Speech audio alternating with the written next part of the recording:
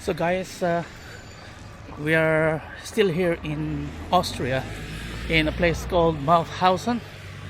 Mauthausen used to be a Nazi concentration camp during World War II, and there are a lot of prisoners who have been killed and died in this concentration camp. So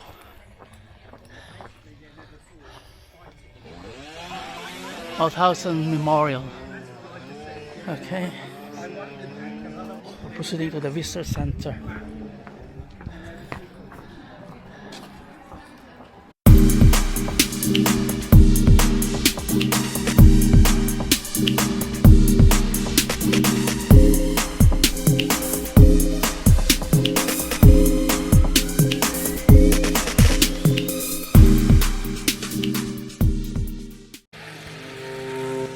Located near the town of Mauthausen in Upper Austria, the camp was established by Nazi Germany in August 1938, shortly after Austria's annexation into the Third Reich.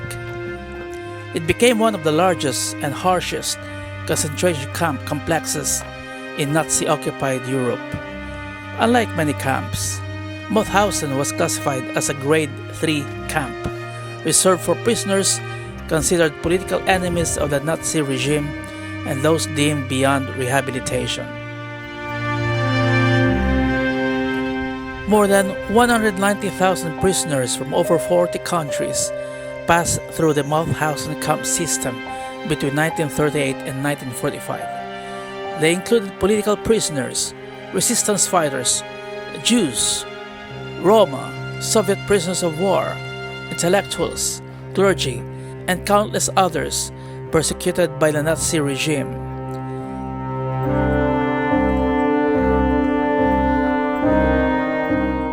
Historians estimate that at least 90,000 people died within the camp complex due to starvation, disease, forced labor, executions, and inhumane treatment.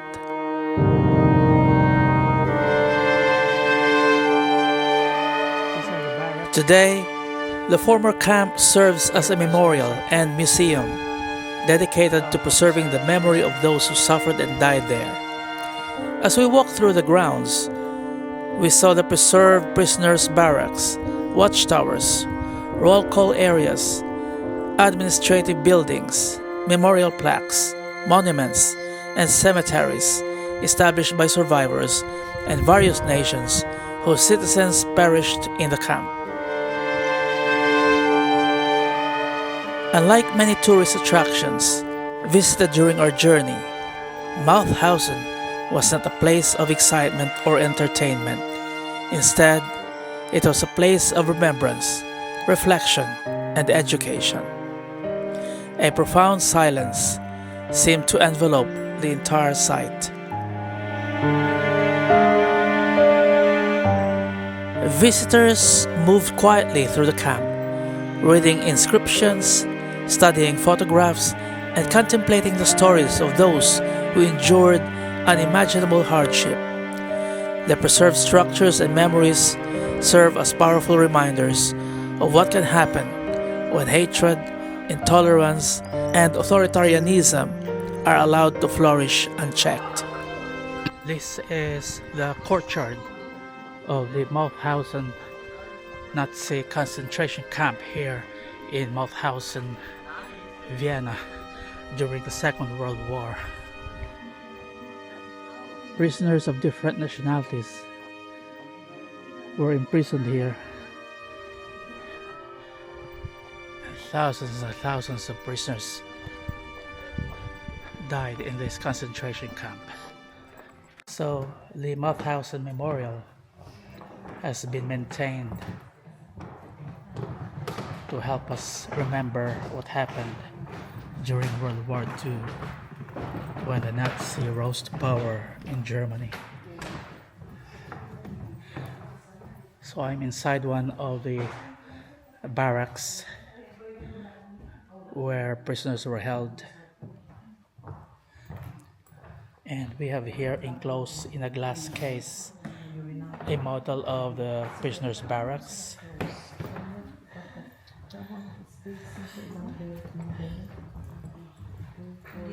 20, 40 in one, 40 people. 40 people.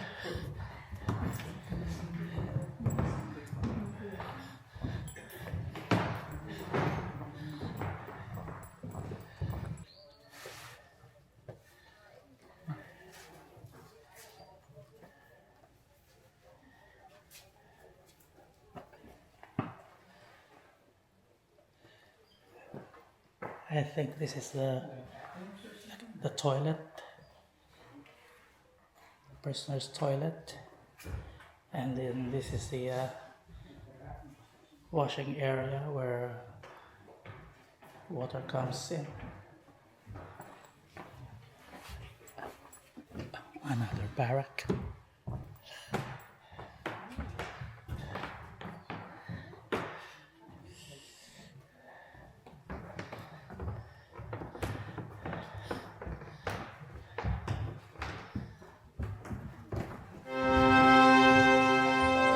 As we wandered through the former barracks, graveyards, and memorial grounds, the scale of human suffering became difficult to comprehend.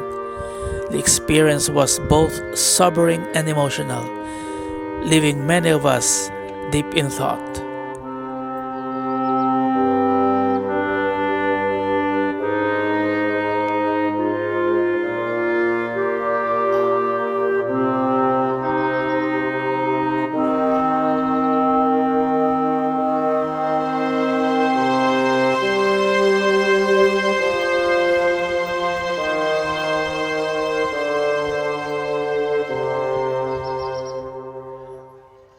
We have here again another burial site, graveyards.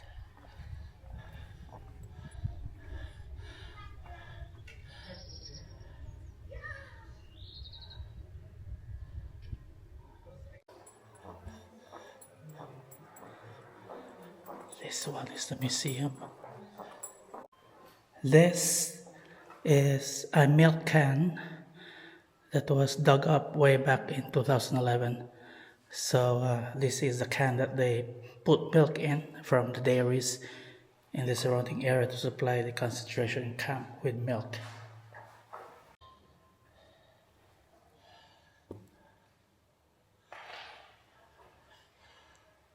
This one is a marker stone for Block 20, one of the houses for the prisoners.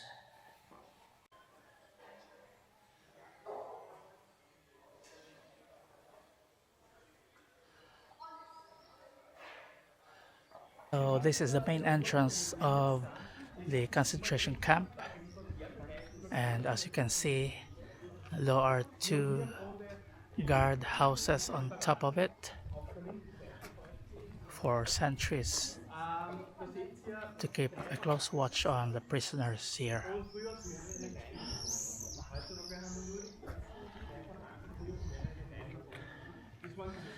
And this entrance opens up into the main courtyard.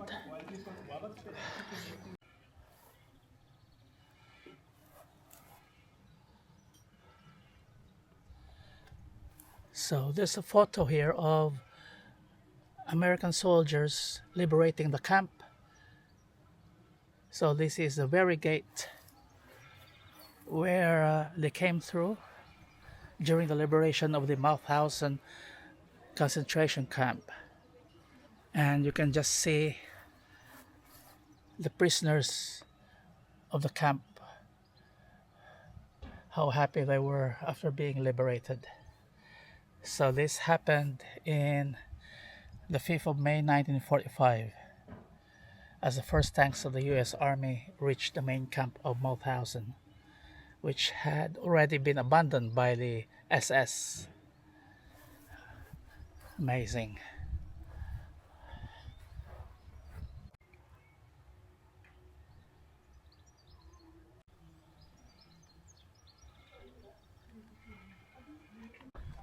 So there's a lot of memorial monuments here. Particularly moving were the numerous monuments erected by survivors and descendants of victims from across Europe and beyond. Each memorial tells a story of resilience, sacrifice, and the determination to ensure that future generations never forget what occurred here. So this is the view from the top of the concentration camp. There's a deep gorge underneath.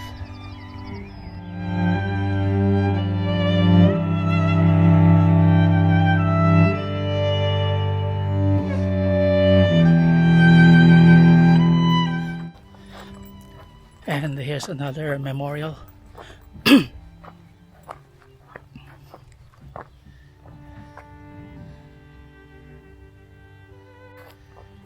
Symbol of barbed wires, symbol of captivity, imprisonment. Mauthausen is not an easy place to visit, nor should it be. Its purpose is to bear witness to history and remind visitors of the importance of preserving peace, human dignity, and mutual respect. Standing within its walls, one cannot help but reflect on the terrible consequences of war, prejudice, and extremism. When it was time to leave, we boarded the coach quietly, each carrying our own thoughts and emotions. The visit had left a lasting impression on all of us.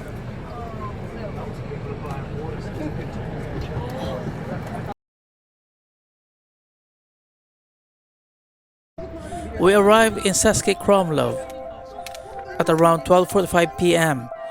and immediately found ourselves stepping into what felt like a fairy tale. Our walk into the historic center took us through the famous Cloak Bridge, one of the most recognizable features of Český Krumlov Castle. There she is. So you see how we're not going to actually cross the Cloak Bridge, but we are going under it, over into the old town of Český Krumlov. So the Cloak Bridge connects the castle to its gardens. The impressive multi-level bridge connects different sections of the castle complex and spans a deep ravine below.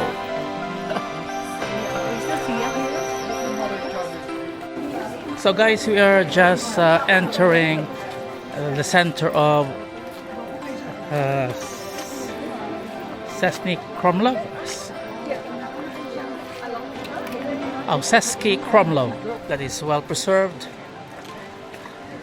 Okay, and we just passed through the Cloak Bridge up there, so we're gonna climb there later on. So, Wing, are we passing here?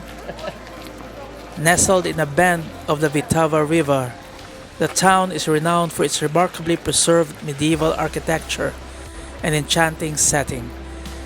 It is often considered one of the most beautiful towns in the Czech Republic and has been designated a UNESCO World Heritage Site since 1992.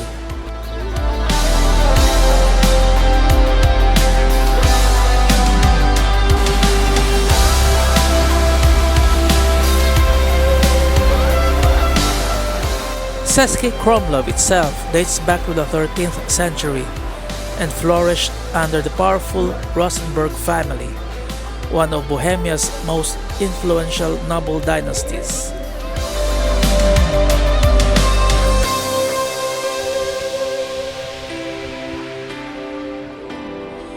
The town's layout has changed very little over the centuries, allowing visitors to experience a remarkably authentic medieval atmosphere. Its winding cobblestone streets, colorful Renaissance buildings, and riverside setting have made it a favorite destination for travelers from around the world.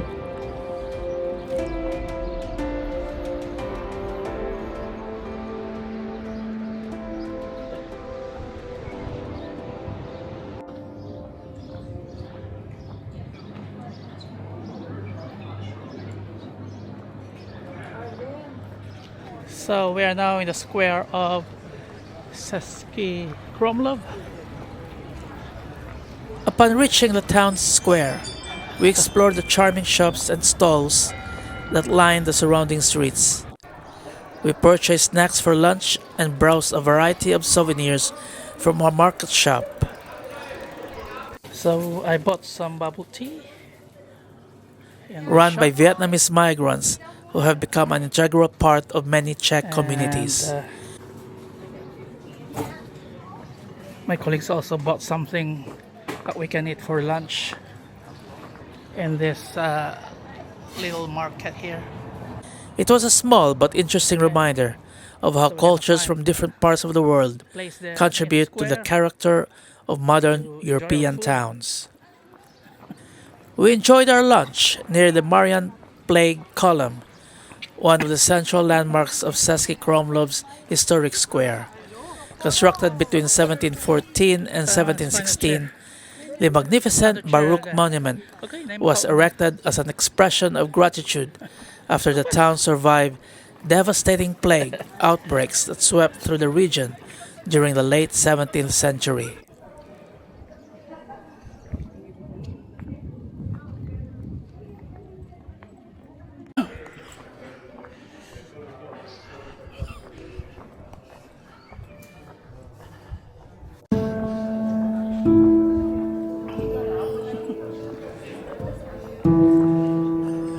Following lunch, we visited the beautiful church of Saint Vitus, one of the town's most important religious landmarks.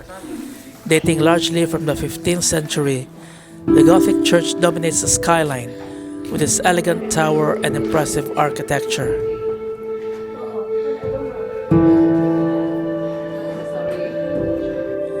Inside, we admired the soaring vaulted ceilings, intricate details, and centuries-old frescoes that reflect the rich spiritual and artistic heritage of the region.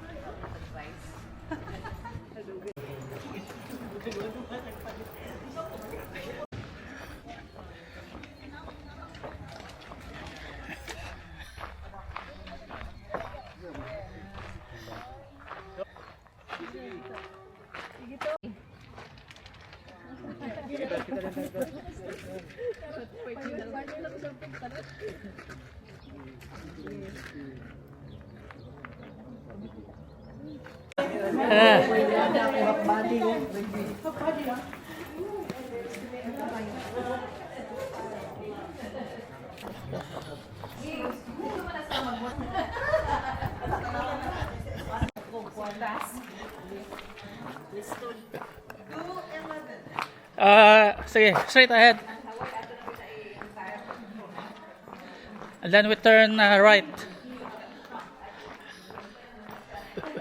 Ayaw palayo kay para dali. Keep up.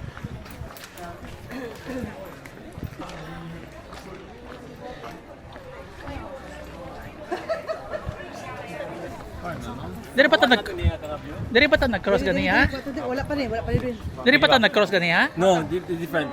Ah, okay. Different way. Very two structures.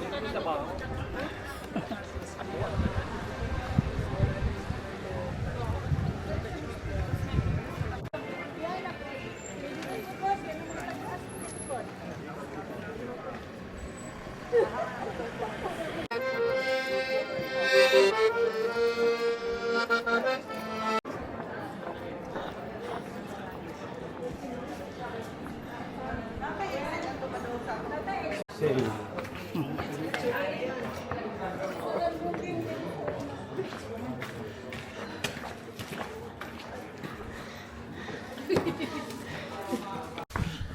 visit to Český Krumlov would be complete without exploring its magnificent castle complex. We followed the road and climbed the steps leading towards Český Krumlov Castle, the second largest castle complex in the Czech Republic after Prague Castle. One of the castle's most unusual traditions is the keeping of live bears in the castle moat. Ang bear. Ang bear. Nagsig pa nga to si Antoine. Ay, nangalot. Asa diya? Where's the bear? Oh, there, oh. There, on your right. On your right. Lying on his back. Oh my gosh! The bear? Black bear. To reinforce this noble connection, bears were kept at the castle as living symbols of prestige and family heritage. Remarkably, the tradition continues today, and we were able to see the resident bears roaming within the moat below the castle walls. So this is their habitat by the castle.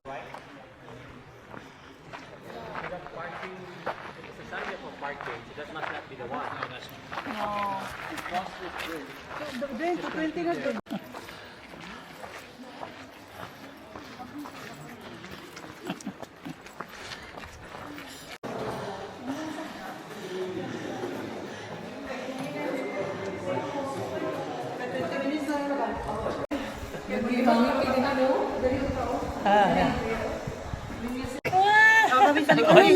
Talawan man dahil yung mga boys.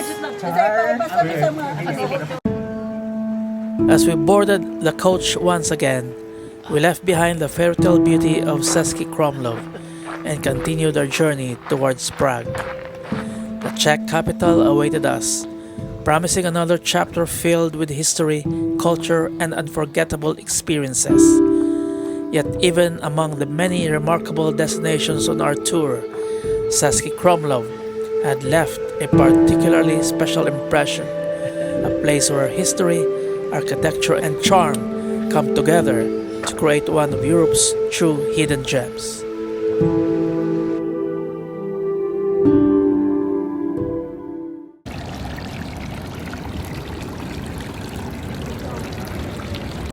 We arrived in Prague, in the Czech Republic, at approximately 5:30 in the afternoon, and were immediately greeted by our local Czech guide, Linda, who would introduce us to the rich history and architectural treasures of the Czech capital.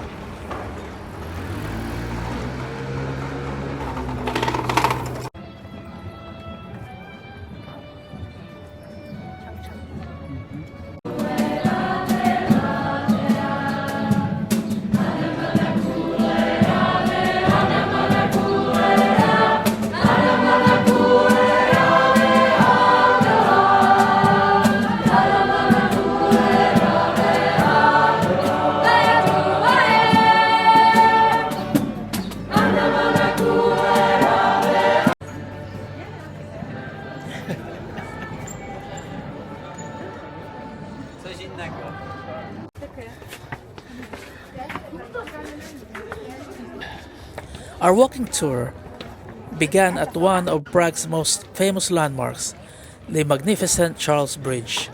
Spanning the Vltava River, the bridge has connected the two sides of Prague since the late 14th century. Commissioned by King Charles IV and completed in the early 15th century, it remained the city's only bridge across the river for over 400 years. Charles Bridge is renowned for its collection of 30 Baroque statues that line both sides of the bridge. Most were added during the 17th and 18th centuries and depict various saints and religious figures. Walking across the bridge as daylight faded, we enjoyed wonderful views of Prague Castle, the river below, and the city's historic skyline. Crossing into Prague's Old Town, we passed through the impressive Old Town Bridge Tower, often regarded as one of the finest examples of Gothic architecture in Europe. Once part of the city's medieval fortifications, the tower served as a ceremonial gateway for Bohemian kings, making their coronation processions to Prague Castle. As we continued through the winding streets of the old town, we passed St. Clement's Cathedral and several beautiful historic buildings that reflected Prague's unique blend of Gothic, Renaissance, Baroque, and Art Nouveau architecture.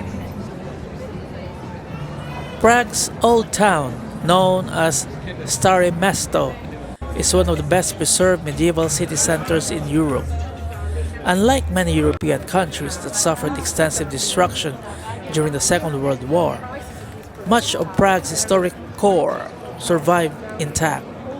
This has allowed visitors to experience centuries of architectural development within a compact and walkable area. Every street, square, and alleyway seems to reveal another piece of the city's rich past. Roll. Ludova twist. What is that? Donut?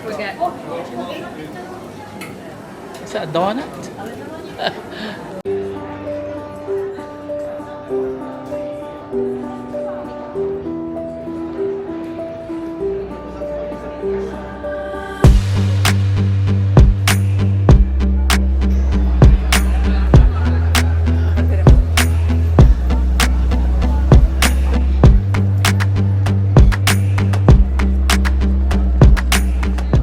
Soon we arrive at one of Prague's most celebrated attractions, the Prague Astronomical Clock. Installed in 1410, it is the third oldest astronomical clock in the world and the oldest still in operation. The clock is far more than a timepiece. Its intricate mechanism displays the positions of the sun and moon, astronomical information, the zodiac, and various calendars. We are here at the moment in a square in the city of Prague. And you can see a lot of people here in the square. This place is really amazing. Have a look, guys.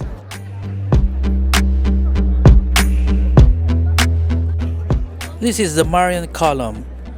Originally erected in 1650, was built to celebrate Prague's successful defense against Swedish forces at the end of the 30 Years' War.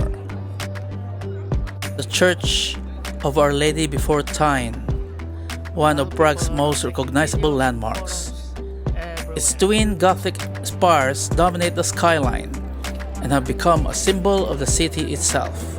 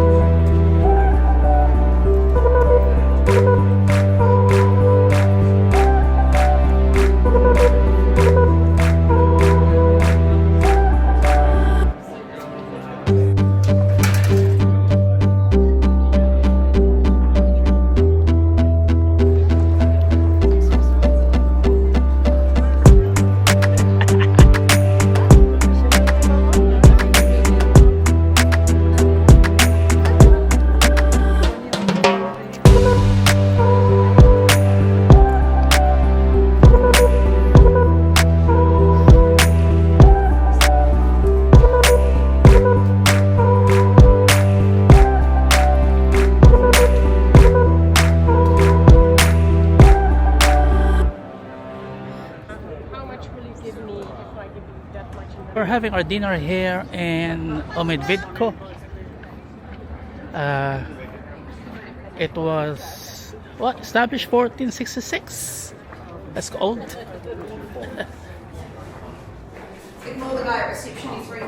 Oh my gosh, he needs a drink. He needs a drink.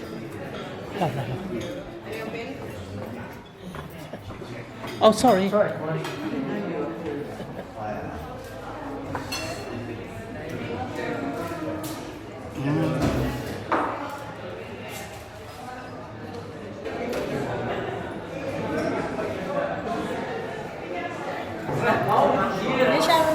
Oh, it's not here. It's not there. It's not there. It's not there. Wrong table. Is it here or there?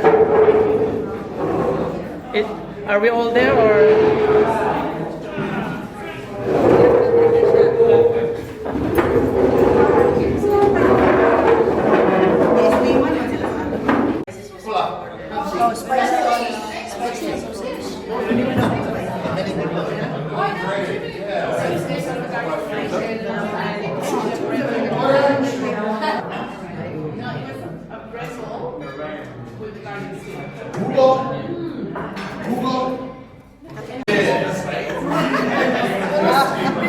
Cheers!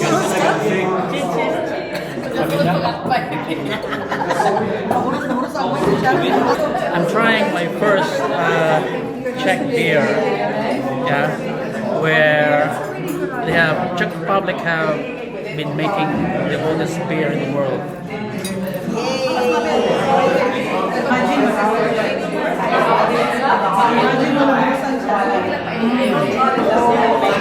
It's really old.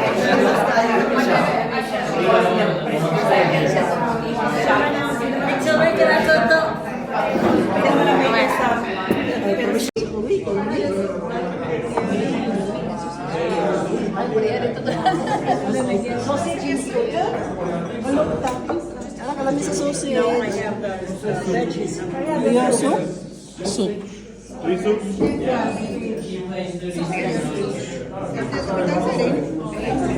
So my entree is a vegetable soup. I'm trying to find out what vegetable is used here, but I don't know at all. It's well seasoned, but I can identify the vegetable that they use for the soup.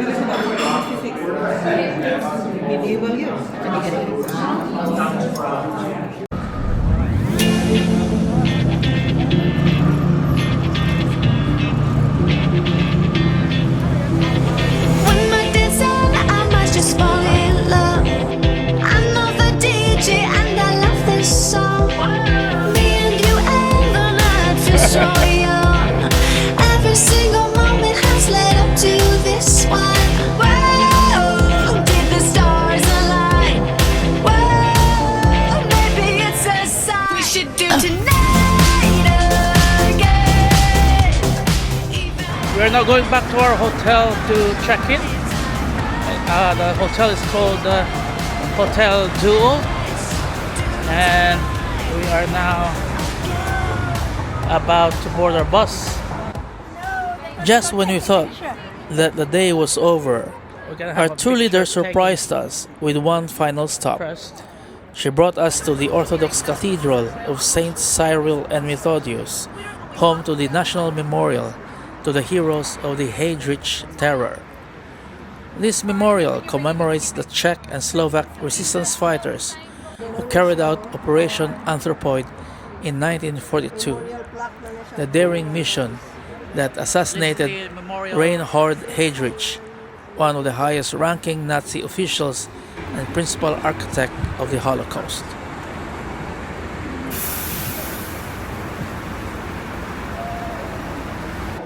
Late in the evening, we checked into Hotel Duo for our first night in Prague.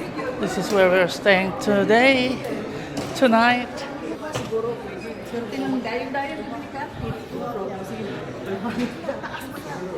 Jackie and Adrian!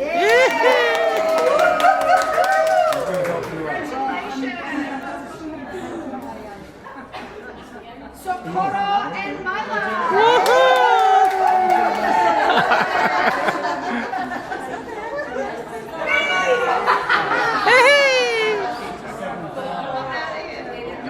Sharon and Toto!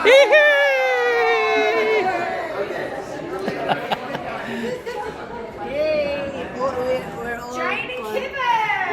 661, huh? That's one, yeah? I'm a 6. 658. Oh, 661. 661. 6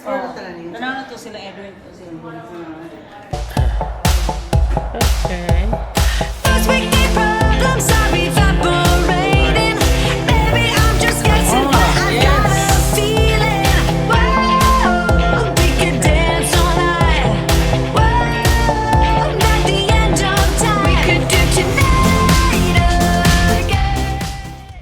guys, we are here in Prague in the Czech Republic, and we have just checked into our hotel. We are on the 6th floor, and let's have a look outside. I don't know if the window will open. No, yeah. Okay, so I hope you can see outside. I don't know. Yeah, so the buses are all parked in the car park, and we can see the skyline of Prague here. It's too bright, the lights are too bright. Let me turn off the light. Tired from the long journey, but enriched by everything we had experienced, we settled into our rooms, so looking forward to another full day exploring one of Europe's most enchanting cities. Okay. Oh, there's one more light.